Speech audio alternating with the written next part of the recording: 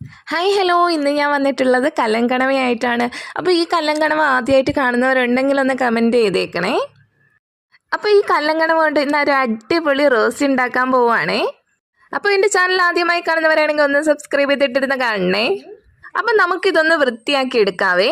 നമ്മുടെ റോസ്റ്റ് തയ്യാറാക്കാൻ വേണ്ടിയിട്ട് ഇത്രയും സാധനങ്ങളാണ് കേട്ടോ വേണ്ടത്. അപ്പോൾ കണവ ഞാൻ കഴുകി വൃത്തിയാക്കി ഞാൻ എന്ത് ചെയ്തു, കുക്കറിൽ ഉപ്പും മഞ്ഞയും ഇട്ട് വേവിക്കാൻ വെച്ചിട്ടുണ്ടേ.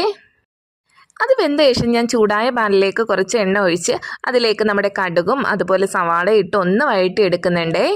ഇനി ഞാൻ ഇട്ട് കൊടുക്കുന്ന ഇഞ്ചി വെളുത്തുള്ളി പേസ്റ്റാണ് കേട്ടോ. അതും കൂടി ഇട്ട് പച്ചമുളകും കൂടി ഇട്ട് ഒന്ന് ഇളക്കി എടുക്കുന്നുണ്ടേ. നമ്മുടെ തക്കാളിയും കറിവേപ്പിലയും കൂടി ഇട്ട് നമുക്ക് ഒന്നുകൂടി ഒന്ന് ഇളക്കിയെടുക്കാം.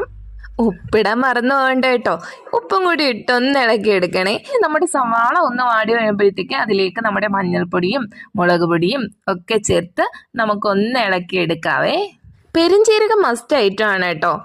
നമ്മൾ ചേർത്ത മസാലകളെല്ലാം ഒന്ന് ചൂടായി വരുമ്പോഴത്തേക്കും നമ്മൾ വേവിച്ച് വെച്ചിട്ടുള്ള കണവയിലെ അത് കുറച്ച് വെള്ളത്തോടെ ഇരിപ്പുണ്ട്. ഇതെല്ലാം കൂടി നമുക്കൊന്ന് തട്ടിക്കൊടുക്കാം. ഇതെല്ലാം നമുക്കൊന്ന് യോജിപ്പിച്ചെടുക്കാം കേട്ടോ.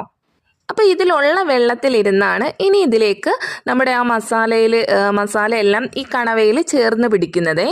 അപ്പോൾ അടിപൊളി കണവ റോസ്റ്റ് ഇവിടെ റെഡി ആയിട്ടുണ്ട്.